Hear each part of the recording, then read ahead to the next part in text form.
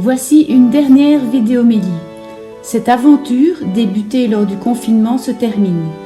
Prenons un moment pour nous remémorer tout ce que nous avons pu vivre durant ces 3 ans et demi. Merci à vous tous pour votre écoute fidèle, vos encouragements et vos suggestions. Nous vous souhaitons une bonne vidéomélie.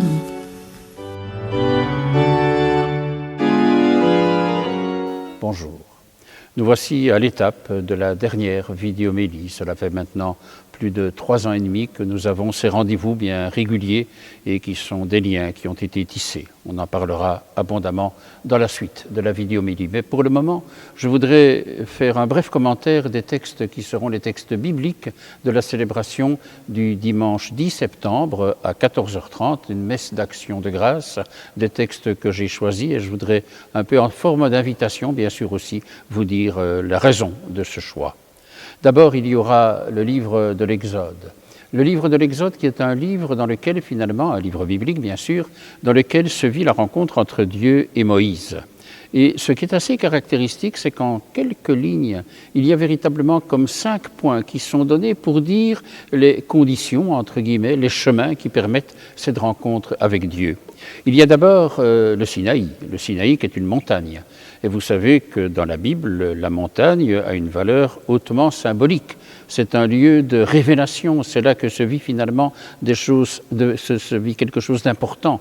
C'est la montagne des béatitudes, c'est la transfiguration avec le Tabor, c'est aussi le Golgotha, avec la crucifixion de Jésus, c'est le Sinaï bien sûr aujourd'hui.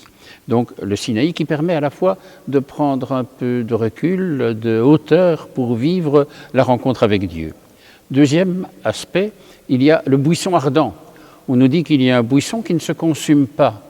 Mais n'est-ce pas là le feu intérieur qui brûle en nous et qui ne se consume pas pour vivre avec Dieu la rencontre en profondeur? Ce buisson ardent, cette lumière intérieure finalement qui est la brûlure du cœur en quelque sorte. Et puis il y a aussi cet épisode, troisième aspect si vous voulez, des sandales.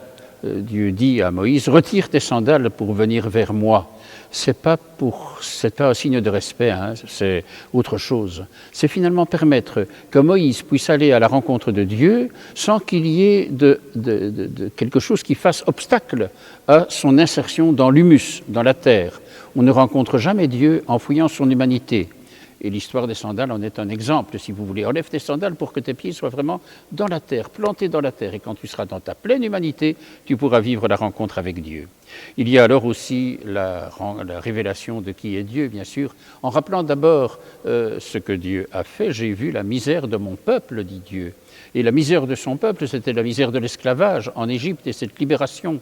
Et pour nous aujourd'hui, cette libération qui est celle de l'esclavage, du péché, de l'idolâtrie. Dieu est libérateur et cela est dit très fort à travers ce texte. Et enfin, après cela, il y a la révélation de qui est Dieu dans cette façon de dire « je suis qui je suis, je suis ». Dieu ne se définit pas, c'est l'être même. Définir, c'est toujours limité.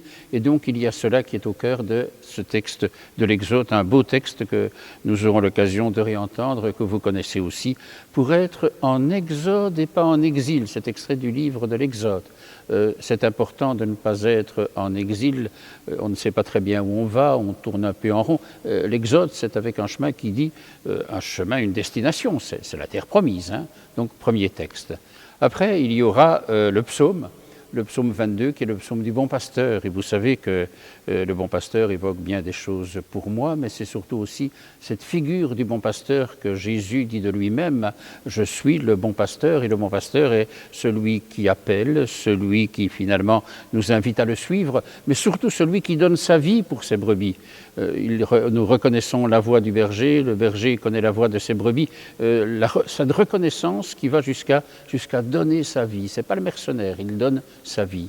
Et enfin, l'Évangile est celui du sel de la terre et de la lumière du monde. Vous êtes le sel de la terre, vous êtes la lumière du monde.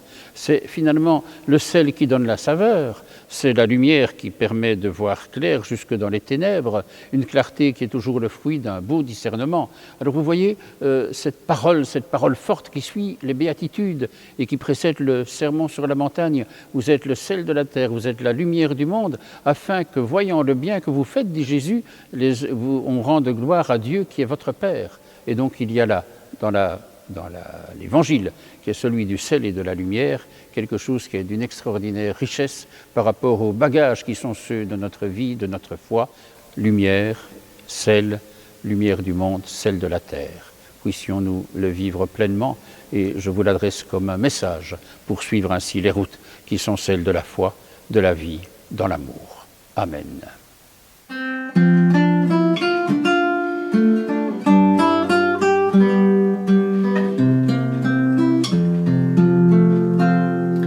Je suis le bon berger, je connais mes brebis et mes brebis me connaissent.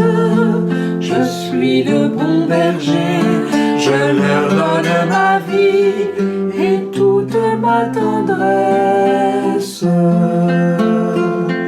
Chacune de mes brebis reconnaît ma voix.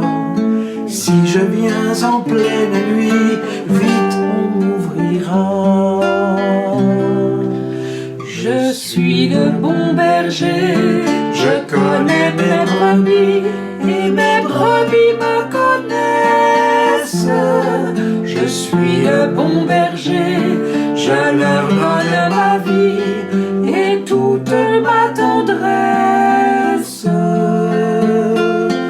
Mais si le portier s'endort dans ma bergerie, les pillards viendront alors voler mes brebis. Je suis le bon berger, je connais mes brebis et mes brebis me connaissent. Je suis le bon berger, je leur donne ma vie et toute ma tendresse.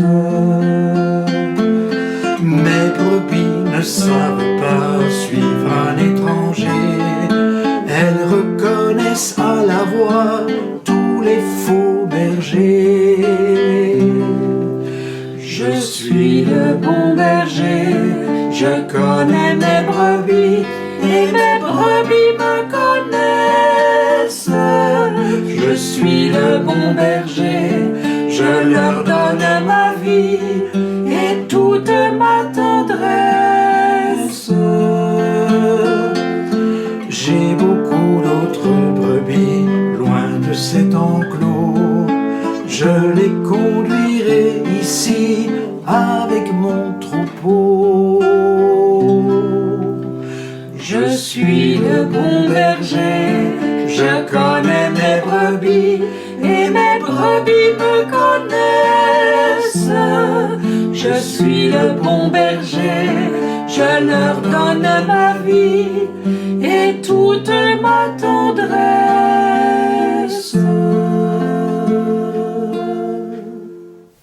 Bonjour, on se retrouve à nouveau au pied de l'autel pour un petit exercice un peu particulier parce qu'il s'agira maintenant de renverser les rôles et l'intervieweur sera interviewé. Donc Philippe ne sera plus l'intervieweur mais l'interviewé. Alors Philippe, pourrais-tu nous préciser un petit peu l'origine des vidéomélies? C'est une belle aventure depuis plusieurs années. C'était le 18 mars 2020. Vous vous rappelez, c'était le temps du Covid, mais le temps surtout du confinement et du confinement strict. Et alors s'est posé la question en paroisse, puisqu'on avait supprimé les messes, on ne pouvait plus faire ceci ni cela, de se dire comment est-ce qu'on va assurer le lien, comment est-ce qu'on va faire paroisse. Et alors avec Pierre Mérès, et je veux ici lui rendre hommage, lui qui est décédé l'année passée, avec Georges Litz et moi-même, en lien avec l'équipe pastorale bien sûr, nous avons réfléchi à la façon de garder le lien. Et alors est venue l'idée de créer des vidéomélies, d'assurer le lien, un lien spirituel, un lien avec les évangiles, un lien avec la communauté, à travers tout ce qui a été créé. Et puis, très rapidement, l'équipe s'est élargie. Il y a eu Christian Verstraat qui est arrivé, elle est aujourd'hui derrière la caméra maintenant. Et puis, il y a eu aussi Guy Charles avec le blog des Amis de Saint-Alix et qui a permis d'assurer le lien écrit avec certaines homélies, avec tout ce qui s'est fait, avec les liens du YouTube. Enfin, vraiment, à travers le Covid, à travers le confinement surtout, on a voulu vraiment créer des liens, renforcer une communion paroissiale. Donc ça, c'était vraiment le début en mars 2020. Merci. Et cette belle aventure de Vidéomélie, pourrais-tu rapidement expliquer comment elle a évolué? Ah oui, parce que les confinements n'ont pas subsisté, même s'ils ont été très longs, très longs. Mais c'est posé la question alors de savoir est-ce qu'on va continuer ou pas. Et la façon de réfléchir était bien sûr de voir comment assurer de nouveau les liens. Les gens pouvaient revenir à l'église, on voyait que c'était un peu différent. Mais il y avait une façon d'assurer le lien à travers la vidéomélie, qui n'était pas remplaçable. Parce qu'on avait des possibilités de rencontrer certaines personnes, parce qu'il y avait l'outil vidéo tout simplement. Et donc on a décidé de continuer, mais en n'étant pas dans le même rythme, c'est-à-dire qu'on a commencé par un rythme hebdomadaire, pendant plus d'1 an, c'était tous les 8 jours, et merci à vous d'avoir assuré. Et puis après cela, il y a eu le rythme bimensuel, donc on avait rendez-vous tous les 15 jours. On avait aussi rendez-vous après tous les mois, et on a gardé ce rythme mensuel jusqu'aujourd'hui, et c'est donc maintenant, on termine avec un rythme mensuel. Et à toute l'équipe, je veux vraiment dire un grand merci, et notamment dans l'équipe des personnes qu'on ne voyait pas très souvent dans la caméra. C'était Anne Gaillard et Marie-Claire Beckers qui assuraient l'accueil, qui étaient là aussi, qui sont là toujours. Alors voilà, merci vraiment pour cette belle aventure et dans son histoire, une belle histoire déjà de plus de 3 ans. Et dans cette belle aventure, y a-t-il des rencontres qui t'ont particulièrement marqué? Je peux dire, mais je dirais toutes. Alors c'est difficile de sortir un nom, de voir un événement. Non, je dirais vraiment tous les invités, toutes les personnes qui ont été partie prenante de cette vidéomélie, je dois dire un très grand merci. Pourquoi? Parce que je crois que chacun a voulu donner vraiment le meilleur de ce qu'il vivait, le meilleur de ce qu'il voulait partager au niveau de sa vie, au niveau de sa foi.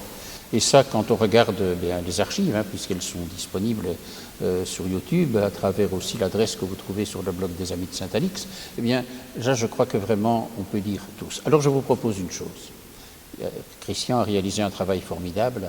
Il a repris pratiquement toutes, peut-être s'il y a un oubli, excusez-nous, des invités, le visage de tous les invités qui ont été présents dans nos vidéomélies au fil des mois, au fil des 15 jours.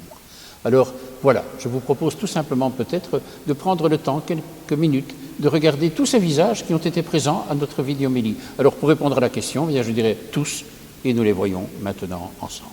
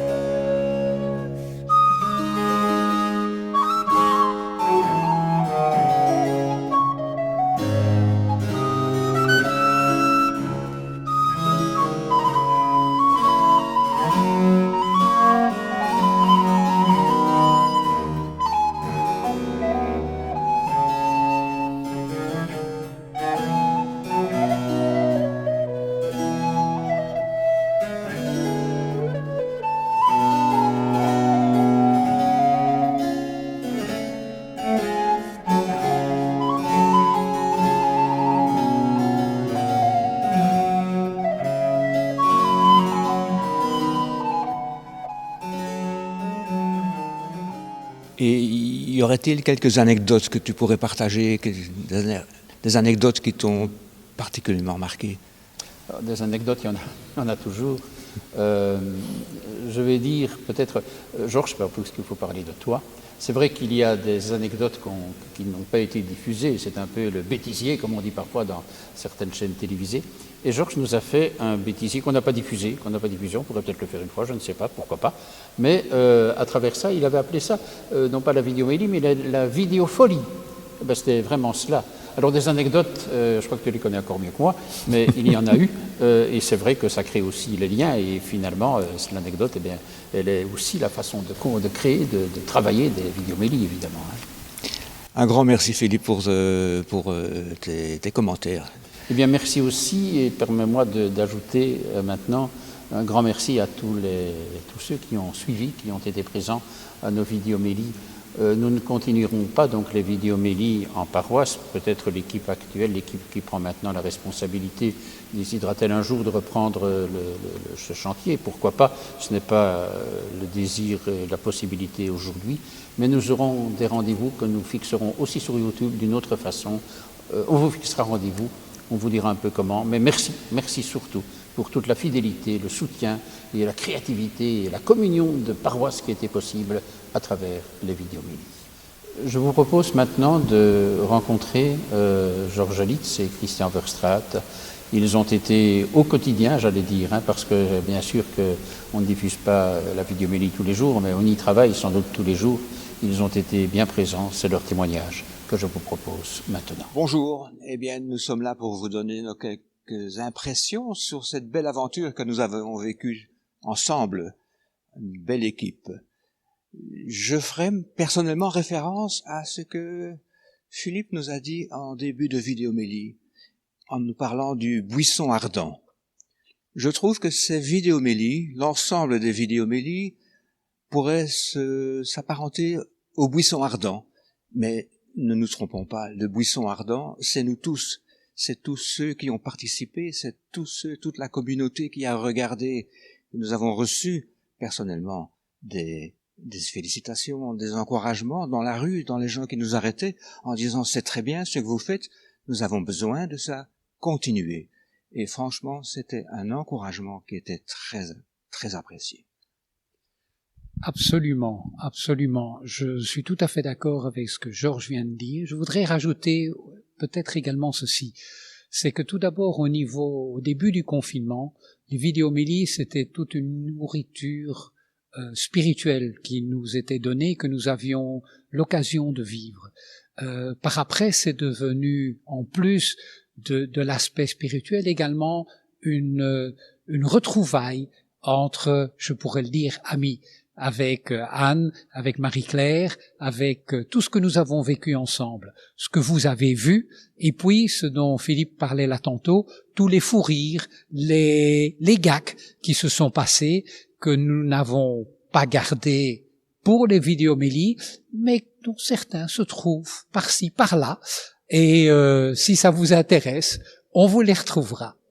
C'était une fameuse expérience, c'était une fameuse aventure, et je dirais que la seule chose que je regrette profondément, c'est que Pierre ne soit plus avec nous pour fêter la fin de ces vidéomélies. Merci, et merci pour vos encouragements, merci pour vos merci pour tout. Et merci à tous. Merci à Georges, merci à Christian, merci à vous tous qui avez fait le chemin de ces vidéomélies depuis plus de 3 ans et demi maintenant. Au terme de ces vidéomélies, je vous rappelle les textes bibliques qui étaient au cœur au début de cette rencontre aujourd'hui. Les textes qui sont ceux de la célébration du 10 septembre, l'Exode pour vivre vraiment la rencontre de Dieu. Et je crois que comme chrétiens, nous avons cette vocation de vivre la rencontre de Dieu, Dieu qui prend toujours l'initiative de la rencontre. Et puis dans le psaume, c'est Jésus qui nous dit qu'il est le bon pasteur qui appelle, le bon pasteur qui donne sa vie. Et enfin, les bagages dans la vie de notre foi, le sel et la lumière, le sel de la terre, la lumière du monde. Vous retrouverez cela bien sûr dans le carnet de la célébration de ce dimanche 10 septembre. C'est l'heure de conclure. Comment conclure au mieux, sinon dans la prière, justement. Et de nouveau, avec une prière que je vous propose, qui est celle, en fait, du 21e dimanche du temps ordinaire. Ce n'était pas ce jour-ci, mais c'est de découvrir une belle prière qui est au cœur de la liturgie. Je vous la propose au terme de ces vidéomélies aussi. Dieu, qui peut mettre au cœur de tes fidèles un unique désir, donne à tes fidèles d'aimer ce que tu commandes et d'attendre ce que tu promets, pour qu'au milieu des changements de ce monde, nos cœurs s'établissent fermement là où se trouvent les vraies joies. Nous te le demandons par Jésus le Christ, notre Seigneur. Amen. Et que la bénédiction du Seigneur soit sur vous tous, une bénédiction qui dit du bien. Bénédicere, Dieu dit du bien. Dieu nous encourage. Encouragez tous ceux qui ont été, je dirais, les invités de ces vidéomélies, tous ceux qui les ont suivis, chacune et chacun de nos paroisses, de nos communautés. Alors oui, vraiment, qu'en sa grande tendresse, le Seigneur nous bénisse et qu'il nous garde, lui qui est Père, Fils et Saint-Esprit. Amen. Nous nous retrouverons certainement pour d'autres aventures médiatiques. Ce ne sera plus dans le cadre de la vie paroissiale, ce ne sera plus sur la chaîne Stockel-au-Bois, mais sur YouTube. Oui, on en reparlera, on vous donnera des détails. Alors je vous dis merci de tout ce qui a été vécu. Au revoir certainement, à bientôt encore plus certainement. Au revoir et merci.